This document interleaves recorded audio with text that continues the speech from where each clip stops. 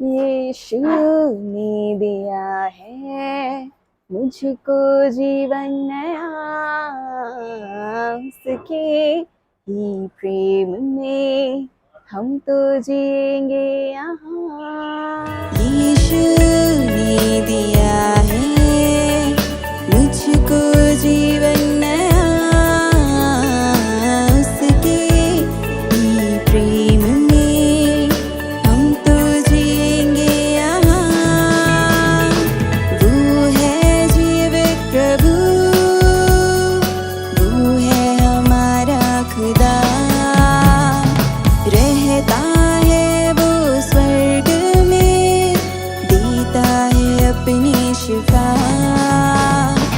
वो है राजा, राजाओं का राजा, वो है राजा, राजाओं का राजा। सबों को मेरी ओर से यीशु सहाय। मेरा नाम निवेदिता डांग है और मैं रांची की रहने वाली हूँ। मैं एक पोएट हूँ, मैं एक ऑथर हूँ और मैं एक मोटिवेशनल स्पीकर भी हूँ। और जो मैंने गाना गाया पहले वो मेरा खुद का पर्सनल कॉम्पोजिशन है, जो प्रभु ने मुझे गाना दिया था। तो मैं सॉन्ग्स लिखती भी हूँ और सॉन्ग्स बनाती भी हूँ। और आज हम लोग जो बात करने वाले हैं वो परमेश्वर के साथ एक करीबी रिश्ते के बारे में बात करने वाले हैं। तो मैं जो समझती हूँ कि परमेश्वर का मेरे साथ कैसा रिलेशनशिप है, तो परमेश्वर मेरे पिता हैं। जैसे आप अपने माता पिता को देखते हैं, मैं उसी तरीके से अपने परमेश्वर पिता को देखती हूँ। और सबसे ज़्यादा इम्पोर्टेंट है मसीही जीवन में कि आपको पता होना चाहिए कि आपका और परमेश्वर का रिलेशनशिप कैसा है। जब आप अपने मम्मी पापा के साथ होते हो तो आपको ये डिसाइड करना होता है कि आप अपने मम्मी पापा के साथ एक दोस्ती वाला रिलेशनशिप रखना चाहते हो, या फिर एक डर वाला रिलेशनशिप रखना चाहते हो, या फिर ऐसा कि मुझे वीडियो गेम चाहिए तो तब मैं केवल पापा से बात करूंगा, और मुझे खाने का चाहिए तभी मैं केवल पापा से बात करूंगा, मुझे कपड़े खरीदने हैं, मुझे पैसे चाहिए तभी मैं पापा से बात करूंगा। तो ये होता है गिव एंड टेक रिलेशनशिप। लेकिन मेरे ओपिनियन में और जैसे मैं अपना जीवन जीती हूँ, परमेश्वर का मेरे जीवन में हर एक भाग में कंट्रोल है। मैंने परमेश्वर को अपना कंट्रोल भी दिया है और मैंने परमेश्वर को अपना विश्वास भी दिया है। जैसे हम अपने पेरेंट्स के साथ करते हैं ना, आपके पेरेंट्स आपको 10 रुपया दे रहे हैं और वो बोल रहे हैं कि बेटा इससे तुम ये चीज खरीदना। अगर आप उस 10 रुपए का सही इस्तेमाल करते हो जो आपके पापा ने आपसे कहा था, तो फिर आप उसके लिए विश्वास योग्य ठहरते हो। और अगर आपने उस 10 रुपए को कहीं और इस्तेमाल कर दिया जो आपके पापा की जानकारी के बाहर है, तो कहीं ना कहीं आप उनकी विश्वास योग्यता को तोड़ते हो। हम अक्सर कहते हैं कि परमेश्वर विश्वास योग्य है, लेकिन एक मसीही जीवन में ये सबसे ज्यादा आवश्यक है कि आप विश्वास योग्य हैं या नहीं। अगर आप परमेश्वर के साथ एक ऐसा जीवन जीते जो प्रार्थना का जीवन है, जो बाइबल पढ़ने का जीवन है, जो उनके साथ आराधना में बैठने का जीवन है, तो धीरे धीरे धीरे आपका जीवन जो है परमेश्वर के साथ एक मन एक चित्त हो जाता है। वचन कहता है कि परमेश्वर ऐसे आराधकों को ढूंढता है जो आत्मा और सच्चाई से उसकी आराधना करें। तो मैं यही कहना चाहूंगी कि आप भी जब भी परमेश्वर के साथ बैठे, आत्मा और सच्चाई के साथ बैठे, आराधना करें, वचन पढ़े और वचनों को अपने हृदय रूपी पटिया पर लिखें, क्योंकि शायद एक ऐसा समय आएगा जब बाइबल हमारे पास नहीं होगा। तो ये वचन आपके हृदय में गड़ा हुआ रहना चाहिए। मसीही जीवन का सबसे बड़ा चैलेंज ये है कि आप कैसे परमेश्वर के साथ चलें और सांसारिकता में ना फंसे। क्योंकि यदि अगर आप अपने आसपास के यूथ को देखेंगे, आसपास के जवान युवा युवतियों को देखेंगे, जैसे कि मैं खुद भी ऑब्वियसली यूथ हूँ, तो एक स्ट्रगल आता है आपके जीवन में जब आपके पास एक चैलेंज भी होता है कहना चाहिए, और एक ऑप्शन भी होता है कि आप ट्रूली बाइबल को फॉलो करो और परमेश्वर के पीछे चलो, या फिर आप कुछ चीज़ों को बैक में होल्ड करके रखो अपने लिए। लाइक आपका खुद का डिजायर्स, आपका खुद का ड्रीम्स, आपके खुद के चॉइसेस, आपके खुद के जो एम्स एंड एम्बिशंस आपने लाइफ में सेटअप किए हुए हैं। तो इसके लिए सबसे ज़्यादा ज़रूरी ये है कि जब भी आप क्वाइट टाइम में बैठते हैं, जब भी आप प्रभु के साथ बैठते हैं, तो आप उनसे पूछे कि प्रभु आपकी मेरे लिए क्या इच्छा है। मुझे एक घटना याद आ रही है, और घटना नहीं कहूंगी, ये बाइबल का वचन है कि जब यीशु मसीह को क्रूसिफाई किया गया था, उससे पहले उन्होंने गेत्सेमनी की बारी में प्रार्थना किया था। प्रार्थना करते वक्त वो बोलते हैं कि प्रभु ये कटोरा मैं जानता हूँ मेरे लिए है, लेकिन हो सके यदि हो सके तो ये कटोरा मेरे से टल जाए, मतलब मुझे ये प्याला पीना ना पड़े, लेकिन फिर भी मेरी नहीं आपकी इच्छा पूरी हो। तो जब भी एज अ ह्यूमन हमारे अंदर बहुत सारे डिजायर्स होते हैं, हम इस चीज़ की पढ़ाई करना चाहते हैं, हम इस चीज़ को परस्यू करना चाहते हैं, मे बी हम फॉरेन से पीएचडी करना चाहते हैं, मे बी हम पायलट बनना चाहते हैं, मे बी हम म्यूजिशियन बनना चाहते हैं, पर क्या इन बातों में आपको जो भी आपके अंदर टैलेंट दिया गया है उन चीज़ों को आप परमेश्वर के लिए इस्तेमाल कर रहे हैं? अगर आपके अंदर जो गिफ्ट्स एंड टैलेंट्स है उसे आप परमेश्वर के लिए इस्तेमाल कर रहे हैं तो आप प्रभु के साथ अलाइनमेंट में चल रहे हैं, आप प्रभु की योजना में चल रहे हैं।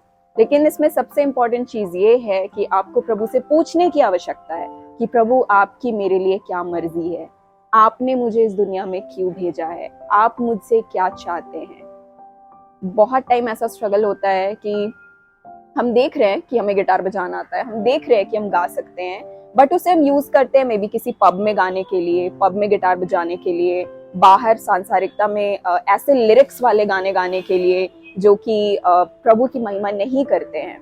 बट क्योंकि आपको वो पसंद है और आप जानते हो कि आप टैलेंटेड हो, आप सोच रहे हो कि चलो कहीं तो इन्वेस्ट करते हैं इस चीज को, मे बी वहां से आपको इनकम भी मिल रही हो।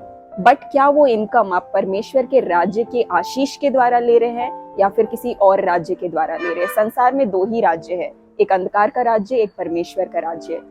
और वचन कहता है परमेश्वर का भय मानना बुद्धि का आरंभ है।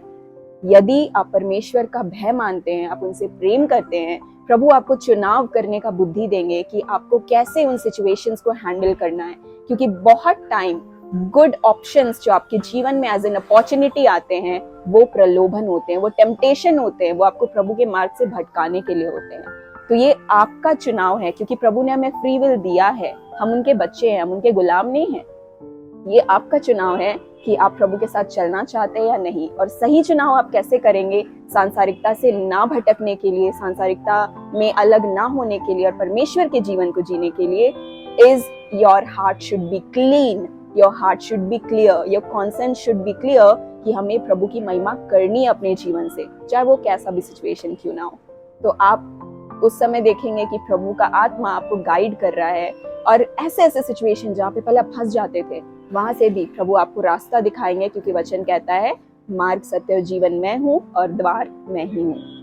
आज सांसारिक जीवन और परमेश्वर के लिए जीने वाला जीवन, इसमें हम बहुत ही भिड़ंत महसूस करते हैं। There is a fight between both the thought process and both the believes कि हमें किस तरफ चलना चाहिए।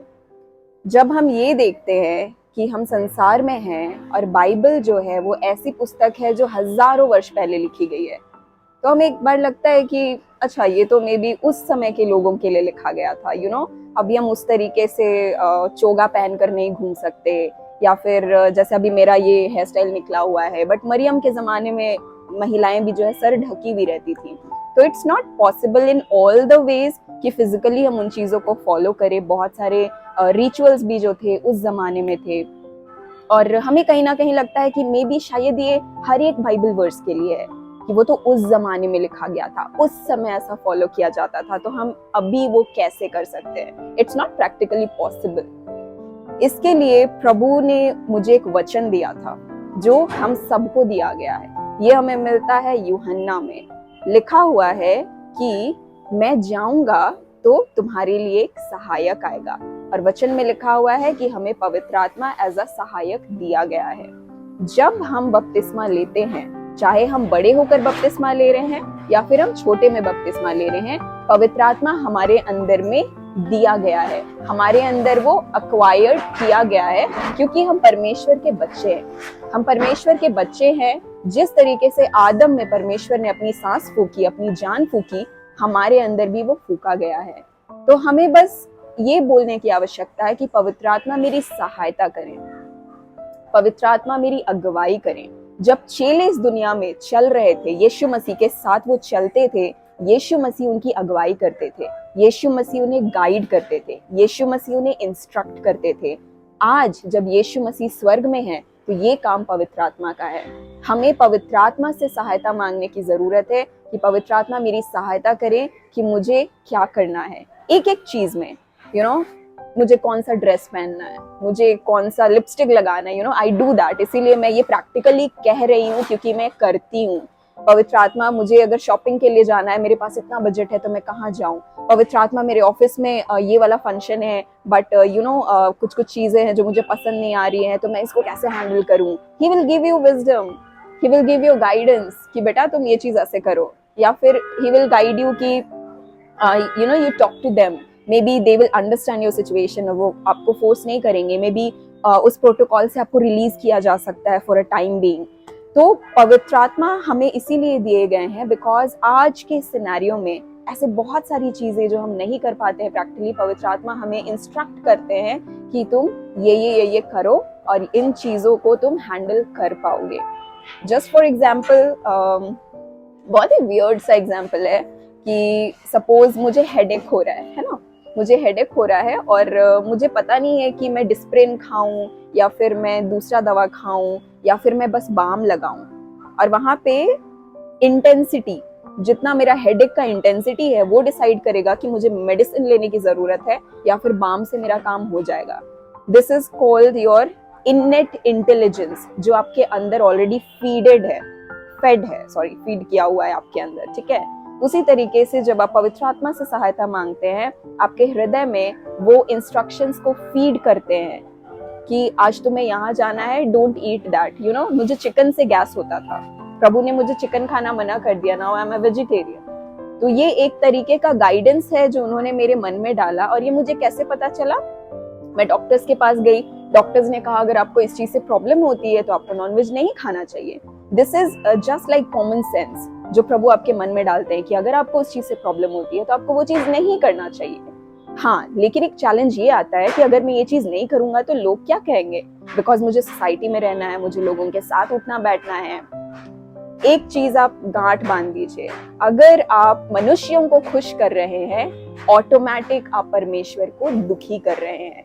बीइंग अ मसीही, हमारा सबसे ऊंचा प्रायोरिटी, हमारा सबसे ऊंचा कार्य परमेश्वर की महिमा करना होना चाहिए और परमेश्वर को प्रसन्न करना होना चाहिए। वो ऑलरेडी प्रसन्न है क्योंकि आप परमेश्वर के बच्चे हैं, लेकिन समटाइम्स जैसे हमें मम्मी पापा को एनिवर्सरी पे सरप्राइजेस देने की जरूरत होती है ना, उनको खुश करने के लिए, वैसा कुछ करना आउट ऑफ द वे जा करके, जिसमें आप शायद कंफर्टेबल नहीं है, शायद आपको लग रहा है maybe I lose some friends, आपको लग रहा है कि ये करेंगे तो मे बी वो लोग मेरे से बात करना छोड़ देंगे, but do you really need them? और आप उनको टांग के इसीलिए घूम रहे हो क्योंकि आपका रुतबा बढ़ रहा है, आपका रेपुटेशन बढ़ रहा है या व्हाटएवर, ठीक है। तो कहीं ना कहीं एक चुनाव वाली बात आ जाती है और आपको ये चुनना है कि आप परमेश्वर को चुनते हैं या फिर आप सांसारिकता को चुनते हैं, संसार के वेज को चुनते हैं। लास्ट में मैं यही कहूंगी, ask for guidance, Holi spirit से वो मदद करेंगे। दिस वाज निवेदिता डांग और मैं आशा करती हूँ कि जो भी मैंने कहा उससे आपको इंकरेजमेंट मिली हो, आपके बहुत सारे सवालों का जवाब मिला हो, बहुत सारी चीजों में प्रभु आपको गाइड करेंगे।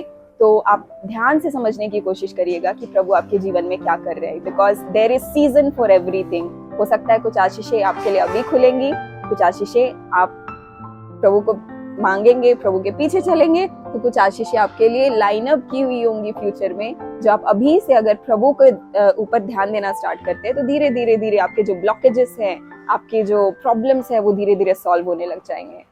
So again I will say कि बहुत बहुत धन्यवाद मुझे सुनने के लिए, thank you so much, and प्रभु आपको आशीषित करे।